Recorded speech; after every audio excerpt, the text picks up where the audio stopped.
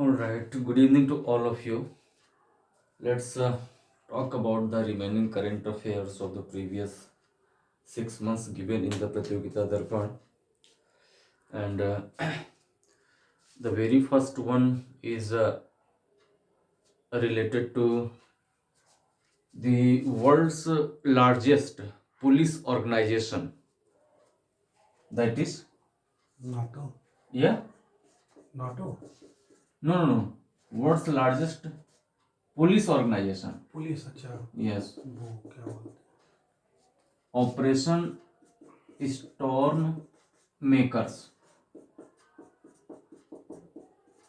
Second, this operation has been initiated by world's largest police organization, that is Interpol. Interpol. Interpol. India is also the part of this Interpol. This was founded almost 100 years back from now in 1923. The objective of this Operation Stormmaker is to control the cybercrime, to control the human trafficking, and these kinds of issues. You may have heard, because one day I got to know that somebody got an offer from Canada that please come here, you will be provided a job of 10 lakh rupees per month. And the person who got the offer, he was 10th fail. He was surprised that how can I get such a handsome salary and the job in such a good country. So, but what was the objective? To get some sort of money by offering this kind of job. Sometimes the people who get lured, they also become the part of this human trafficking. So, in order to control all these kinds of activities, and the people who are responsible to commit these kinds of crimes will be captured by the Interpol, and this kind of awareness will be created throughout the world so that nobody could be an easy target for the people who are trying to lure somebody. So in that context, this Operation Storm Makers has been launched by Interpol. One more thing is related to this Interpol, that it is also famous for releasing the colorful lists, like the orange list, not the list, notice basically. So one of them is red, red, red, red. It is either list or notice, I think. So what happens in this red list or red notice, that if this is issued, then it does mean that the person is internationally wanted, international wanted criminal. And once it is issued, then all the countries in the world, they try to find the person where the person is hiding, and finally the person will be produced to the respective country or where the person belongs. If any American commits the crime and hides somewhere in India, and Interpol issues the notice, this red one, then it will be the responsibility of India. By the way, this is not legally binding, let me tell you, but it generates a sort of moral pressure on the country where the person is hiding. Any idea this red list or red notice has been issued anybody to anybody in India?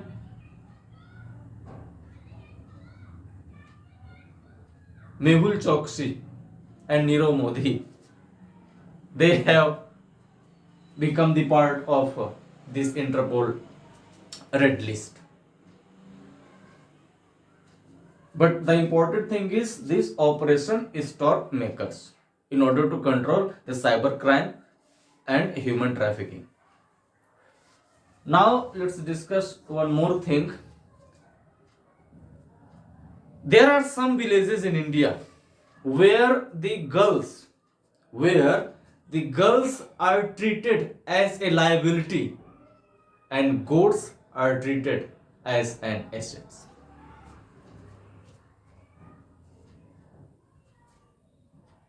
And the problem may lie or may start from the poverty till any other problem, or you can say poverty to patriarchy or anything which is coming in between. The girls become the victim of these two things and they are not able to get the proper education. And because of this lack of education, the girls are accepted as a liability in some of the villages. I mean, the goats are sometimes given more significance as compared to a girl, because goat doesn't require the marriage ceremony where you have to get loan or this much amount of money. You also you don't need to protect the goat the way in Indian society the girls are protected until they are getting married off. So how to remove this problem? A lady, her name is Safina Hussain. Safina Hussain. This Safina Hussain, because she is known to this kind of problem, poverty to patriarchy, therefore she started working in order to improve the educational status of the girls throughout the world, or you can say by her NGO. And she educated more than 14 lakh girls, more than 14 lakh. And I mean, her objective of educating the girls had been started 5 or 6 years before, when in 2014 this Beti Bachao Beti Padhao was introduced.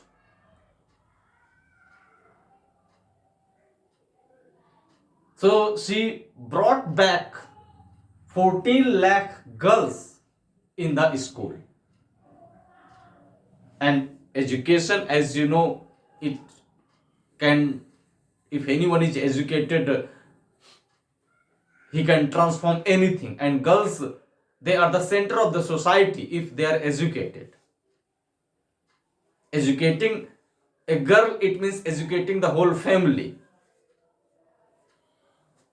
And for such a remarkable work, this Safina Hussain has been awarded the thing which is important for the exam, that is WISE prize. And this WISE prize belongs to a country called Qatar, and Qatar Foundation has awarded this Safina Hussain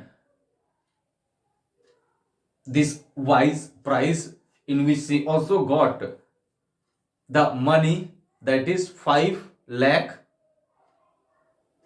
dollar, not the rupee. So it means more than 4 crore rupees. By the way, money is not the important factor here, but the kind of remarkable achievement she has done in her life, for that thing this Qatar Foundation has awarded the WISE prize for improving the life of the 14 lakh girls, or bringing these 14 lakh girls who would have been accepted as an liability into the mainstream of the development. So that's how this Safina Hussain is a important figure. As I have started discussing about the education, so one more issue is related to the education, and this time this issue is related to the a person called Abdullah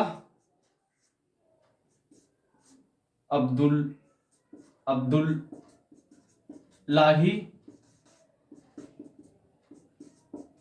Mary, and this person has been awarded again an award that is called non sane non-sane award. And as I'm have already hinted you that I'm having started my discussion related to the education, so this non-sane award has been given to this Abdullah Mary. And this non-sane award, by the way, it is given by the UNHRC, United Nations Refugee. 2006.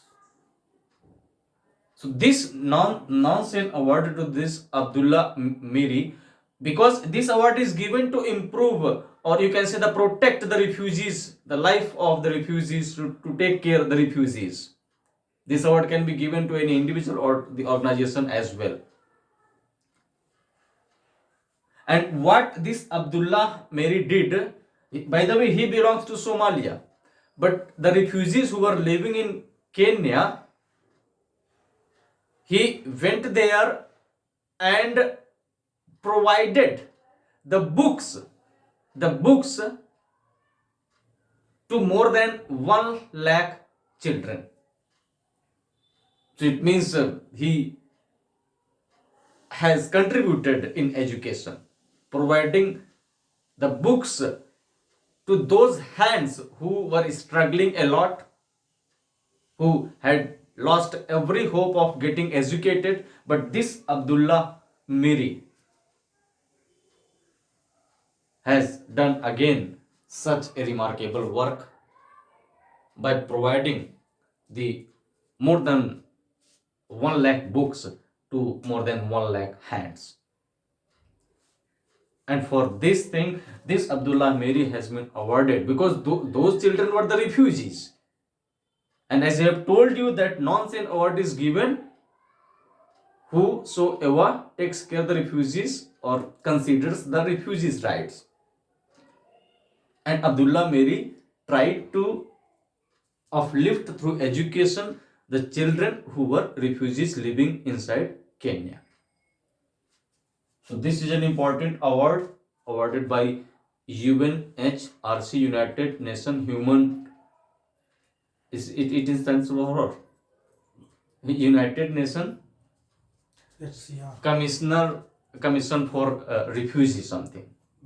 HCR. All right. One small issue is, have you any idea the Indian Institute of Spice Research is located where? Indian Institute of Spice Research. South में होगा. From where Rahul Gandhi more often than not becomes the member of parliament. Kerala. Kerala.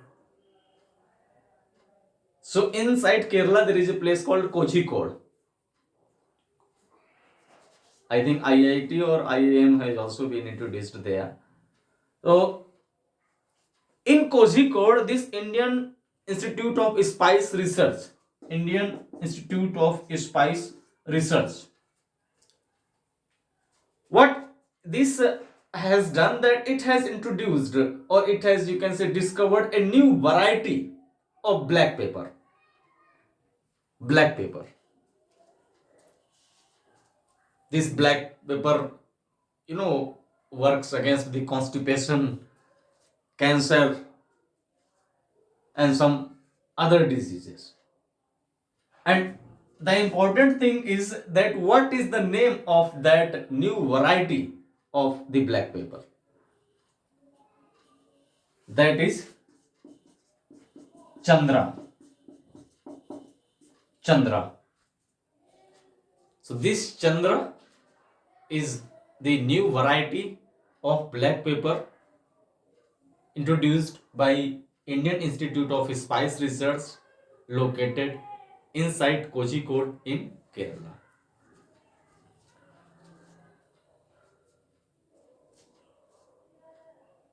Kerala is also known as, I think, God's own country. I don't know why uh, country or God's own state.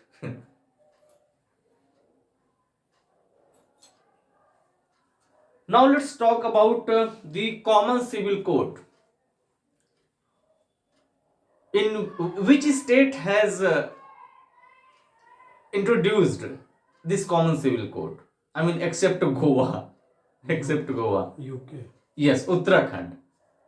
So Uttarakhand has become the state who has introduced this common civil code, which is given inside the part 4th of the Indian Constitution within the Article 44.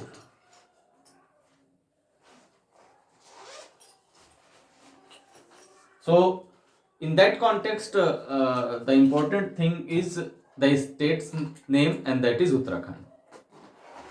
I'm not going to discuss other things, as in polity section you have already elaborated the common civil code.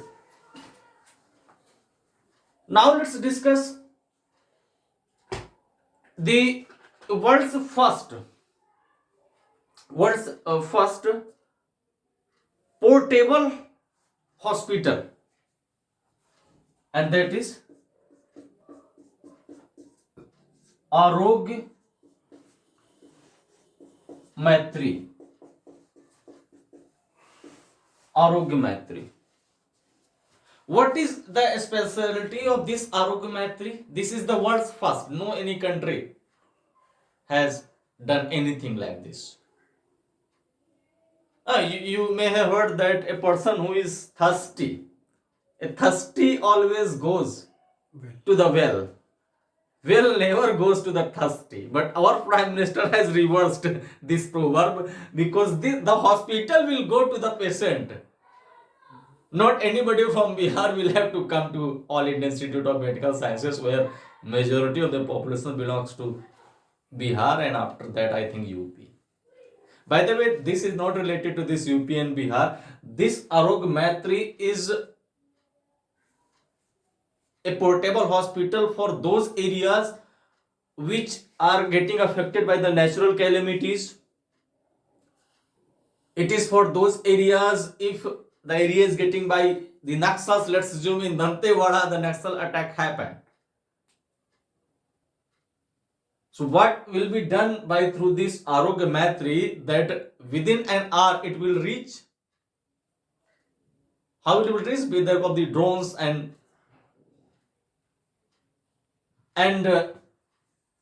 actually there are 72 boxes. Okay, and inside those boxes all the modern facilities. The ICU can also be created when you will open that box. The food, shelter, these kinds of facilities are also there. The operation can be performed, and 2000 patients can be taken care of by this Arogya Maitri project, which India has started. So any place which has faced a natural calamity, we can save their life through this Arogya Maitri project. So in that context, Arogya Maitri is important, because other than India, no one has done this kind of thing. That's why it is important.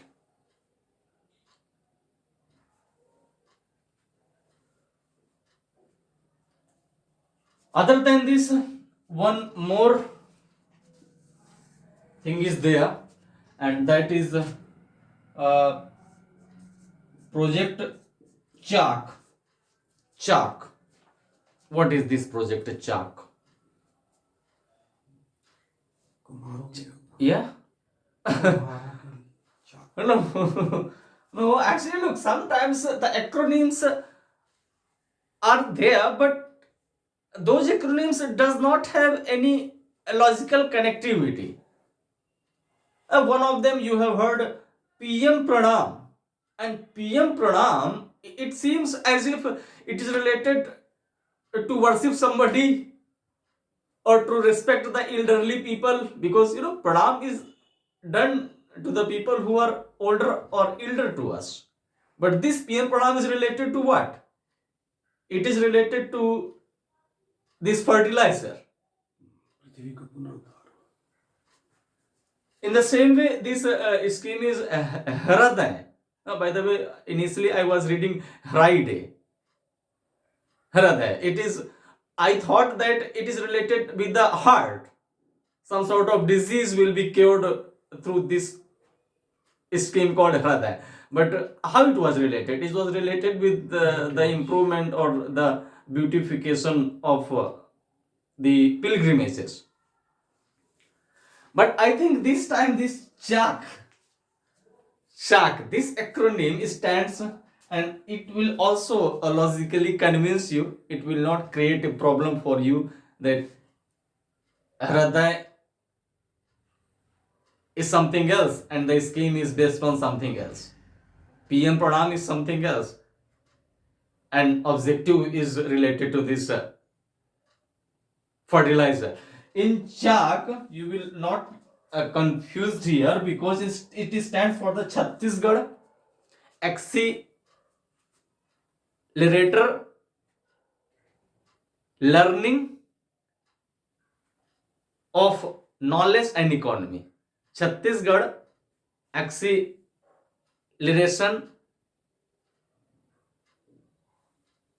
of Learning for Knowledge. So what does it mean? Means it is related with what? It is related with the education. Education. Learning for knowledge. Okay. So this scheme, why it is important? Because the World Bank is involved here. World Bank has given around 3,000 crore rupees to Chhattisgarh in order to improve the educational status of the underprivileged 40 lakh children who are living in one of the most or badly affected state in connection to this Naxalism in India. So in that context, this Chak scheme has come in the limelight. And the main thing which will be done through this Chak project, that the education will certainly be improved, but within that education the focus will be on what? In the science and the business education. So in the coming 5 years, such a huge amount of money will be funded by the World Bank to the Chhattisgarh government, so that the 40 lakh lives could be transformed completely.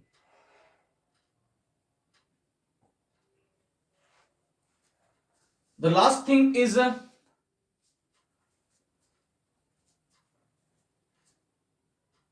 related to the UP government, and UP government has again come in the limelight. By the way, it always remains in the limelight, and it has come in the limelight for what?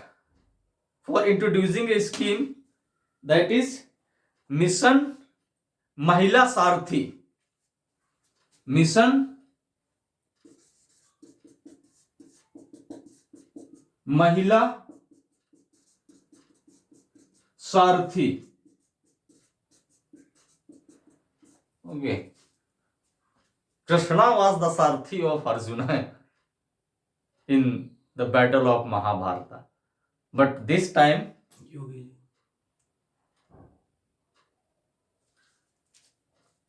so Sarthi, by the way, Sarthi is related to the chariot, but nobody is going to. There is a stereotype, and that is that women are the bad drivers.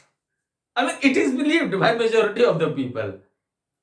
It is not correct. That's why it is a stereotype. But it is believed that women are the bad drivers. But UP government is not believing any such stereotype, because this scheme has been launched. And what is this scheme? That some of the buses will be introduced, and in those buses the women will be the main drivers, and also the conductors will be the women. So you can say the bus will be completely women friendly, when where the woman is the driver and the woman is the conductor too. So in order to make the bus journey more women inclusive, women friendly, the UP government has introduced this mission Mahila Sarthi. By the way, you can also get some sort of hint, because the Mahila and Sarthi words are given there. By the way, this is not the main scheme. There is a main scheme that is, you can say, it's comes under the shadow of that main scheme. I am forgetting the name of that. Okay, the umbrella scheme is something else. So within that umbrella scheme, this mission Mahila Sarthi has been introduced. So this was as far as some of the current affairs were concerned. The remaining ones I will be discussing in my next lecture. Namaskar.